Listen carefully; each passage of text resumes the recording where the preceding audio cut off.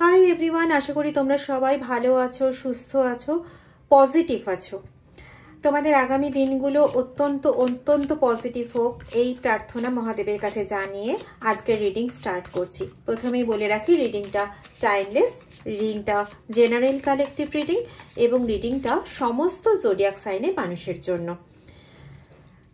কালকেই বলে রেখেছিলাম যে শ্বশুরবাড়ি থেকে একটা ধারণা তোমাদের সাইকিক এবিলিটিকে নিয়ে, অবশ্যই নেগেটিভ ধারণা, এবং সেটার বশবর্তী হয়ে তারা কি করছে এবং তুমি কিভাবে যুদ্ধ চালিয়ে যাচ্ছ বা তোমার কি করা উচিত সেটা নিয়ে আজকের ডিটেল রিডিংটা থাকবে। সঙ্গে থেকো। এবং যারা সুপার থ্যাঙ্কস পাঠিয়ে যাচ্ছেন, আমার পক্ষে দুর্গাপুজো, লক্ষ্মী পুজো এর মধ্যে একদমই সম্ভবপর হয়ে ওঠেনি তাদের জন্য আলাদা করে রিডিং দেওয়ার। আজকে তানিয়া চ্যাটার্জি, ওনার জন্য থাকবে স্পেশাল থ্যাঙ্কস পাঠানোর জন্য, ওনার জন্য থাকবে একটা রিডিং একদম ভিডিওর শেষে। আর SG1140 সুপার থ্যাঙ্কস পাঠানোর জন্য আপনাকেও অসংখ্য ধন্যবাদ। আপনার জন্য আজকে আলাদা করে স্পেশাল রিডিং থাকবে। চলুন দেখে নেওয়া যাক কি বার্তা আসছে আজকের আমাদের ভিউ নিয়ে বা ভিশন নিয়ে। ওম নমঃ শিবায়, হর হর মহাদেব, ওম নমঃ শিবায়। দেখো,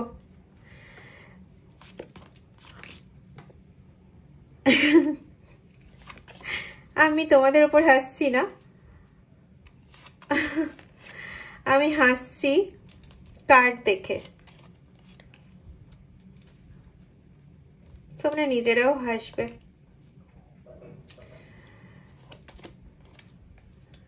ওকে, একদম ওল্ডার ম্যানের এনার্জি এসছে। এটা ফেমিনাইন বা মাস্কুলাইন এনার্জি দুটোই কিন্তু হতে পারে, ঠিক আছে?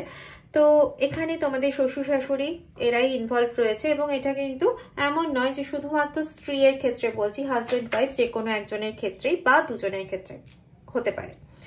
আচ্ছা, এখানে ফার্স্ট হচ্ছে, প্রথম কথা হচ্ছে তুমি না এমনি খুব শান্ত মাইন্ডেড, এতটা শান্ত যে উইন্ড চাইন কেন বাজানো হয় বলো তো? উইন্ড চার্মসগুলো এই জন্যই বাজানো হয় যে ওর সুমধুর আওয়াজে আমাদের মাইন্ডটা পিসফুল হয়ে যায়।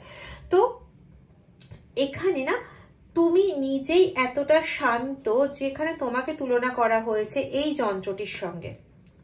কার্ড এনার্জিতে তোমার এনার্জিটাকে তুলনা করা হচ্ছে এই যন্ত্রের সাথে, যে তোমার চারপাশে যারা থাকে তারাও তোমার মতনই শান্ত হয়ে যায়। এবং এখানে তোমার বেটার হাফ যিনি আছেন, তিনিও তোমার মতনই অনেক শান্ত হয়ে গেছেন। আগে হয়তো তিনি ভীষণভাবে কোলাহল প্রিয় ছিলেন বা বিভিন্ন রকম ভাবে ফ্যামিলির অন্যদের সঙ্গে খুব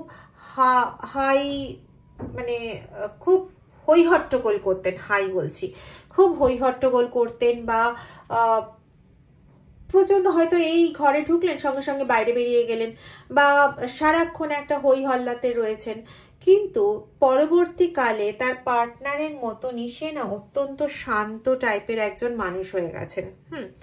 এবং এই যে জিনিসটা, এইটাই কোথাও গিয়ে তোমার যে শ্বশুর বাড়ি তার লোকেদের কোথাও গিয়ে পছন্দ হচ্ছে না। তাদের কাছে জিনিসটা যেন একদম সেই সূচ ফোটানোর মতন বিচ্ছে, ঠিক আছে? তারা দেখতে পাচ্ছে যে তাদের ছেলে হোক বা মেয়ে হোক আগের মতন ওরকম দিল খোলা হয়ে হই হট্টগোল করে না, আগের মতন চেঁচামেচি করে না, অনেকটা শান্ত হয়ে গেছে। এখন বিভিন্ন রকম ডিসিশন নিতে শিখেছে, ঠিক আছে?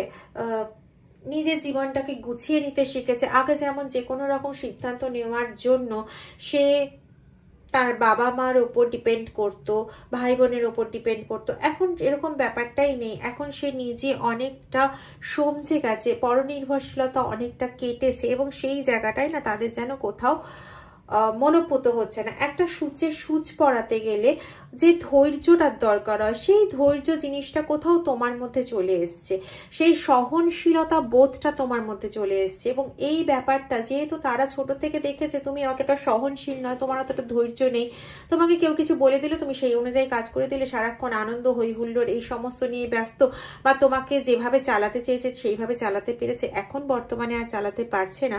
তাই হয় তোমার ওপরের থেকেও বেশি তোমার পার্টনারের ওপর তাদের রাগ উপচে উঠছে। তারা ভাবছে তোমার পার্টনারের জন্য তোমার জীবনে এতটা বদল ঘটেছে। ঘটনা এটা সত্যি, তোমার পার্টনারের জন্যই বদল ঘটেছে, কিন্তু সেটা ভালো দিকে।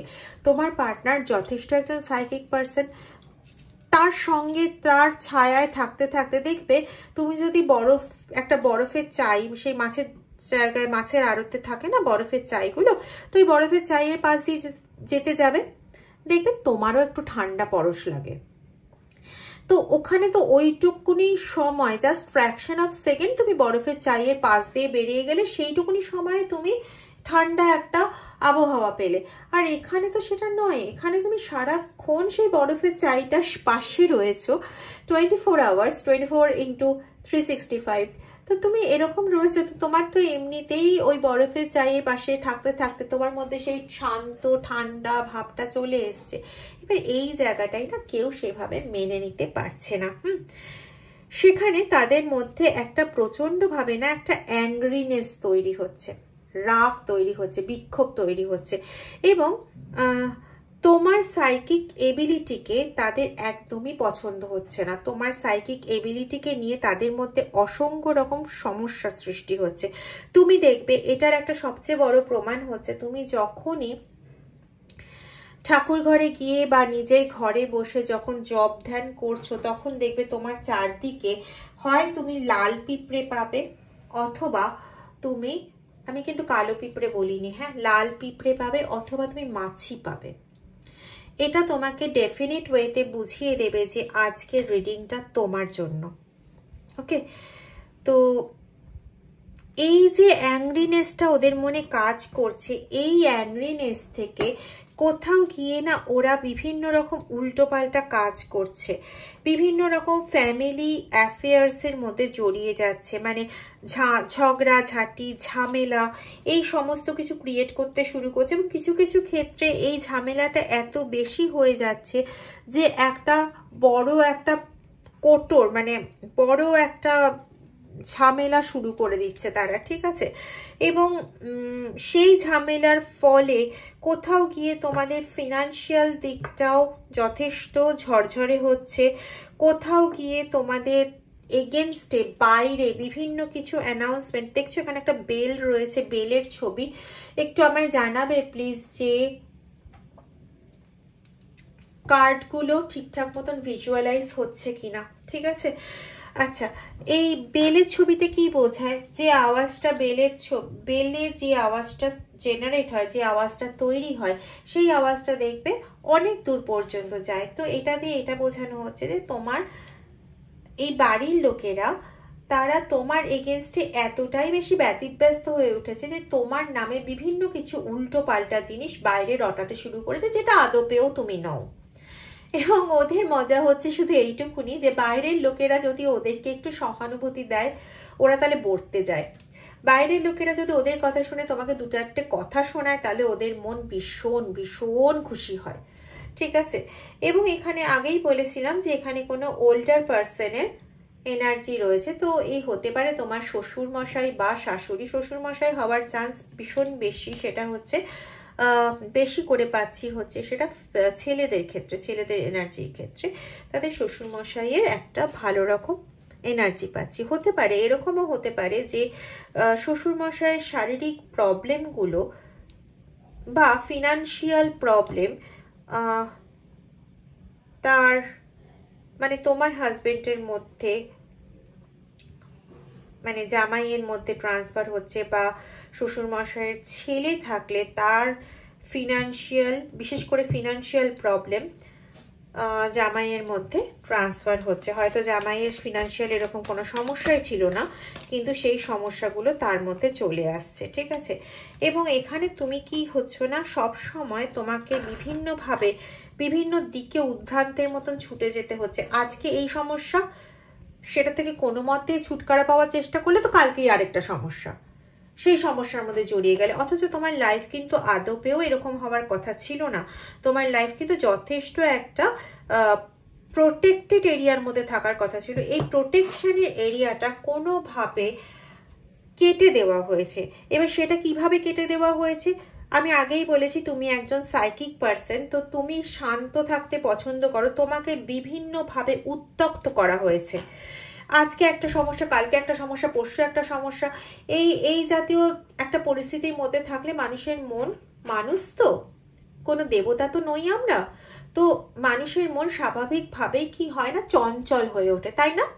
তো মানুষের মন যখন চঞ্চল হয়ে উঠছে, সেই সময় যদি তাকে কোনো রকমভাবে অ্যাটাক করা হয়, বাইরের লোকের কাছ থেকে তুমি এমন কিছু কথা শুনলে যেটা হয়তো তোমার শ্বশুর বা শাশুড়ি বলেছে, বা তোমার ননদ বলেছে, বা তোমার যা বলেছে, বা তোমার কি বলে খুড়শ্বশুর, আমি জানি না কার ক্ষেত্রে খুড়শ্বশুর আছে, তো তারা এমন কিছু কথা জানিয়েছে তোমাদের পাড়ার লোকেদের যেটা আদপেও সত্যি নয়। তো সেই সমস্ত কথাগুলো শুনে তুমি প্রচণ্ডভাবে ক্ষেপে ওঠো, এবং এই যে ক্ষেপে ওঠা, এখান দিয়ে না তোমার শিল্ডটাকে ভেঙে দেওয়া হয়েছে। তোমার চারপাশে যে প্রোটেকশনের একটা শিল্ড তৈরি ছিল, আবরণ তৈরি ছিল ঈশ্বরের দ্বারা, সেই আবরণটাকে কোথাও ভেঙে ফেলা হয়। সেই আবরণটাকে ভেঙে ফেলার আপ্রাণ চেষ্টা চালিয়ে কোনো না কোনোভাবে এই আবরণটাকে ভেঙে ফেলা হয়েছে। শুধু এটাই নয়, এই আবরণটা ভেঙে ফেলে তোমার যে জপের দ্বারা উত্থিত পজিটিভ এনার্জি, তুমি পুজো করতে যাও, তুমি সেই পুজোটা এতটাই মন দিয়ে করো যে তোমার মন থেকে আসা সেই পজিটিভ এনার্জিকে ওরা কিন্তু বের করে নিচ্ছে, যার ফলস্বরূপ তুমি বর্তমানে ঠিকমতো ঘুমোতে অবধি পাচ্ছ না। যখন ঘুমিয়ে পড়ছো তখনও তুমি চারপাশে ভয়ার্থ স্বপ্ন দেখছো। এটা হচ্ছে সাইন তোমার এনার্জি চুরি হওয়ার, এবং তুমি ভীষণ লো ফিল করছো। এমন নয় কিন্তু যে তুমি কোনো রকম রোগে আহত, এখানে রোগের কিন্তু কোনো এনার্জি নেই। হ্যাঁ, হতে পারে সর্দি কাশি, মাথা ব্যথা, কোমর ব্যথা, পেট ব্যথা, এগুলো নর্মাল, কিন্তু তুমি ভীষণ লো এনার্জি ফিল করছো। এবার হতে পারে যে তোমার বিপি লো হয়েছে, আগে অবশ্যই বিপি টিপি চেক করে নিও, যদি দেখো যে সেখানে কোনো গড়বড় আছে তাহলে সেই অনুযায়ী ওষুধ খাও। তারপরেও যদি লো এনার্জি ফিল করো তখন বুঝবে যে এই এনার্জির সঙ্গে তোমার এনার্জি অ্যাবসলিউটলি রেজোনেট করছে। ওকে, দেখো সব সময় না যুক্তিসহ বিচারের প্রয়োজন। হয়তো তুমি অসুস্থ হয়েছিলে, তোমার হয়তো ঠাকুর না করুক তোমার হয়তো জ্বরজারি হয়েছিল, সেটা থেকে ওঠার পর স্বাভাবিকভাবে আমাদের বেশ কিছুদিন, এখন ভাইরাল ফিভারে প্রচণ্ডভাবে হচ্ছে, বেশ কিছুদিন তোমার এনার্জি লো থাকছে, কিন্তু তার মানে এটা নয় যে এরা এনার্জি লো করে দিয়েছে। কিন্তু যদি এটা হয় না, তোমার সব কিছুই স্বাভাবিক, বিপিও স্বাভাবিক, সব কিছু স্বাভাবিক, কিন্তু তবুও তোমার এনার্জি লো হচ্ছে, তো অবশ্যই उस टाइम पे तो डाल पे कुछ काला है या पूरा डाल ही काला है, হ্যাঁ না? তো এটা একটা হতে পারে। আর একটা কি হতে পারে, আর একটা জিনিসও হতে পারে যে তুমি বারবারই একটা সমস্যার জন্য ওষুধ খাচ্ছ, রিকভার করছো, খুব বেশি 7 দিন, তার মধ্যে তুমি আবার অসুস্থ হয়ে পড়ছো। তো এটাও একটা সাইন যে তোমার ওপর প্রত্যেকটা দিনই প্রায় বলতে গেলে বান চালানো হচ্ছে, এবং তোমার এনার্জি চুরি করা হচ্ছে, বান চালানো হচ্ছে। এখানে এটা নয় যে তোমার শারীরিক অসুস্থতা তৈরি করার জন্য, এটা হচ্ছে তোমার এনার্জিটাকে স্ন্যাচ অ্যাওয়ে করার জন্য বিভিন্ন রকম স্পেল অ্যাক্টিভিটি করা হচ্ছে। একটু আগেই বলেছিলাম না, বিভিন্ন রকম লোকের সঙ্গে যোগসাজশ করে তোমাকে ইরিটেট করা, এটাই হচ্ছে এদের একমাত্র সুন্দর পথ, যে পথের মাধ্যমে তোমাকে ডিস্টার্ব করে রাখে এবং তারপরে এনার্জি চুরি করতে এদের খুব হেল্পফুল হয় জায়গাটা। ঠিক আছে, এবার চলে আসবো যে কিভাবে এখান থেকে বেরোতে পারো। জানি না আজকে রিডিং এনার্জি বোধহয় কিছু আসবে, দেখা যাক।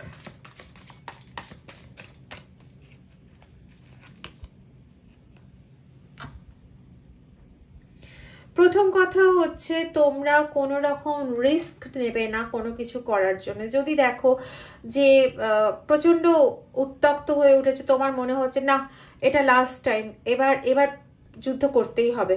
তো এখানে ইউনিভার্স থেকে কিন্তু তোমাকে গাইড করা হচ্ছে, বা মহাদেবের দিক থেকে তোমাকে গাইড করা হচ্ছে যে ভাই কেয়ারফুল থাকো, কিন্তু কোনো রকম রিস্ক নিও না। প্রত্যক্ষ সংঘাতের সময় এটা নয়, প্রত্যক্ষভাবে কোনো রকম সংঘাতে জড়িও না, এতে হিতে বিপরীত হতে পারে, ঠিক আছে? বরং চেষ্টা করো তোমার লাইফকে এই এত সমস্যার মধ্যেও কিভাবে ব্যালেন্সে রাখা যায়। তার কারণ প্রথমেই কার্ডটা কি বেরিয়েছিল না, তোমার শান্ত জায়গাটাকে ডিস্টার্ব করার চেষ্টা হচ্ছে। তাহলে শান্ত জায়গাটা যাতে ডিস্টার্ব না হয় তার জন্য তোমাকে তোমার নিজস্ব মানসিক ব্যালেন্স ভীষণভাবে রাখতে হবে। তোমার ইনটিউশন পাওয়ারকে তার জায়গায় স্থির থাকতে দাও। যত তোমার ইনটিউশন পাওয়ারটা স্থির হবে তত কিন্তু তুমি আরো ক্লেভারলি ব্যাপারটাকে ডিল করতে পারবে, এবং ইউনিভার্সও কিন্তু তোমাকে ব্যাপারটা ক্লেভারলি ডিল করার কথা বলছে, আদপেও কিন্তু তোমাকে গিয়ে ঢাল তরোয়াল নিয়ে যুদ্ধে নামতে বলছে না, ঠিক আছে? এবং নিজের যে কেরিয়ার সেদিকে ফোকাস করো। এখানে কেরিয়ার বলতে যে সবসময় জব হবে তা কিন্তু নয়, এখানে নিজস্ব কেরিয়ার বলতে মেনলি ফোকাস অন করা হয়েছে তোমার স্পিরিচুয়াল কেরিয়ারের দিকে।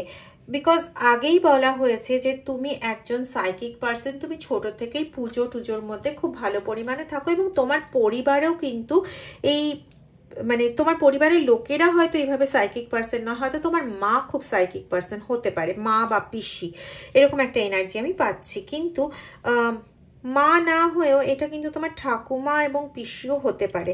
তো যাই হোক, তারা সাইকিক পার্সন, কিন্তু তুমি তারপরে পরবর্তী জন যিনি সাইকিক পার্সন হয়ে যাও, এমন নয় কিন্তু যে তুমি ছোট থেকে ওই 24 ঘন্টা ধ্যান জব এইসব করতে থাকো না। তুমি যখন যেটা করো তখন সেটা প্রচন্ড মন দিয়ে করো, এবং কোনোভাবেই না তুমি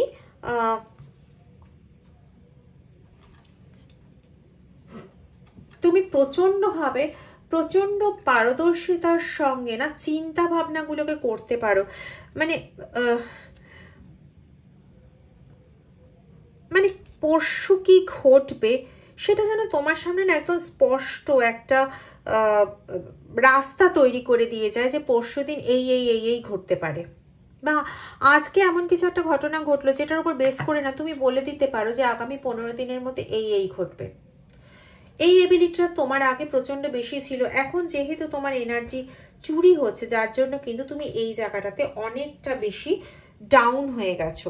এবং এখানেই তোমাকে বারবার বলা হচ্ছে যে তুমি তোমার নিজের স্পিরিচুয়াল ক্যারিয়ারের দিকে ফোকাস করো, যেখানে তুমি ইনার শান্তিটা তো পাবেই, তার সঙ্গে নিজের লাইফকে ব্যালেন্স করতে পারবে, এবং এই যে তোমার স্পিরিচুয়ালি যে ইনটিউশন পাওয়ার, এই ইনটিউশন পাওয়ারটাও ফিরে আসবে। তো তোমার জন্য কিন্তু আজকে রেমেডি স্বরূপ এইটাই রয়েছে, যত তুমি ইনটিউশন পাওয়ার বাড়াবে তত তোমার প্রোটেকশনের যে শিল্ডটা ভেঙে গেছে সেই শিল্ডটাও কিন্তু তৈরি হতে থাকবে, ঠিক আছে? এবার তোমার ওপর কতটা ব্ল্যাক ম্যাজিক বা কতটা কি হয়েছে সেটা প্রত্যেকের আলাদা আলাদা ক্ষেত্রে নির্দিষ্ট, কিন্তু কমন রিডিংয়ে আমার কাছে যে রিডিং এনার্জি অনুযায়ী যে রেমেডি এলো সেটা প্লিজ, বা গাইডলাইন এলো, রেমেডি স্বরূপ এখানে গাইডলাইন এসছে, এই গাইডলাইনটা প্লিজ ফলো করো, দেখবে তোমাদের অনেক অনেক অনেক উন্নতি ঘটবে। মহাদেবের কাছে এটাই প্রার্থনা, তোমাদের প্রচুর প্রচুর আধ্যাত্মিক উন্নতি ঘটুক, তোমরা লাইফে খুব ভালো থাকো, ভীষণ ভালো থাকো তোমরা তোমাদের পরিবার নিয়ে, এই কামনা জানিয়ে আজকে এই রিডিংটা কমপ্লিট করলাম। যদি রিডিংটা ভালো লাগে তাহলে প্লিজ লাইক শেয়ার সাবস্ক্রাইব এবং কমেন্ট করতে ভুলো না। এবার চলে আসবো যারা সুপার থ্যাঙ্কস জানিয়েছেন তাদের দুজনের জন্য রিডিং নিয়ে। প্রথমে তানিয়া দি আপনার জন্য স্পেশাল রিডিং। প্রথমে আপনাকে জানাই অসংখ্য ধন্যবাদ আমার চ্যানেলে, মহাদেবের চ্যানেলে সুপার থ্যাঙ্কস এর মাধ্যমে যুক্ত হওয়ার জন্য অসংখ্য অসংখ্য ধন্যবাদ for supporting us. Thank you very much. চলুন আপনার জন্য রিডিং হচ্ছে। আপনার কাজগুলো বা ভাবনা চিন্তাগুলো যেগুলো আটকে যাচ্ছে সেগুলোর জন্য ভয়ভীত হবেন না। মহাদেব স্বয়ং আপনাকে বলছেন যে আবার নতুন করে নিজের ভাবনাগুলোকে আরেকটু গুছিয়ে নিয়ে সাজিয়ে নিয়ে নতুন করে শুরু করতে, ছেড়ে দিতে না করছেন, কারণ আপনার জয় কিন্তু নিশ্চিত। কখনো না পুরোপুরি ছেড়ে দেবেন না নিজেকে, আপনার জয় কিন্তু সম্পূর্ণ নিশ্চিত। আবার নতুন করে ভাবুন, কারণ আপনি যে ভাবনা চিন্তায় এগিয়েছিলেন সেখানে কোনো না কোনো সমস্যা ছিল। সেজন্য মহাদেব বুঝেছেন যে আপনি ভবিষ্যতে সমস্যায় পড়তে পারেন, তাই তিনি এই সমস্যাটার থেকে আপনাকে বের করে দিয়েছেন এবং নতুন আবার শুরু করতে বলছেন। এবং অবশ্যই হর হর মহাদেব, আপনার জন্য কিন্তু আনএক্সপেক্টেড ওয়েতে কিছু ভালো কিছু আসতে চলেছে আপনার দিকে, কিন্তু সেটা আনএক্সপেক্টেড ভাবে আসছে, যেটা আপনি হয়তো ভাবেননি। পরবর্তী রিডিং রয়েছে আপনার জন্য, দেখে নি কি বার্তা রয়েছে আপনার জন্য ইউনিভার্সের পক্ষ থেকে।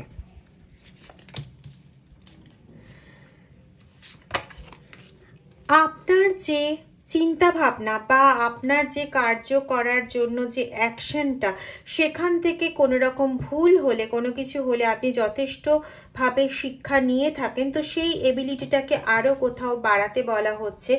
এবং মঙ্গলের ভারসাম্য, মানসিকভাবে হঠাৎ করে রেগে যাওয়া বা এই জিনিসগুলো এই মুহূর্তে যত অ্যাভয়েড করতে পারবেন তত আপনার জন্য ভালো হবে এবং আপনি আরও বেশি অথেন্টিক কানেকশন গ্রো আপ করতে পারবেন। SS110063।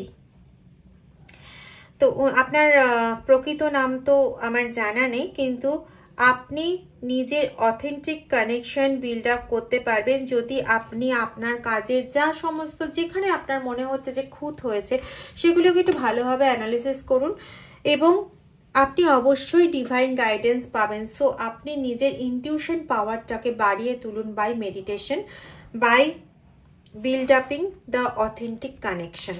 ঠিক আছে, খুব খুব ভালো থাকবেন আপনি এবং আপনারা সবাই, আমার সমস্ত রিডার্স, সমস্ত ভিউয়ার্স, তোমরা সবাই খুব খুব ভালো থাকো, এই আশা মনে নিয়ে আজকের ভিডিও শেষ করছি। Thank you very much.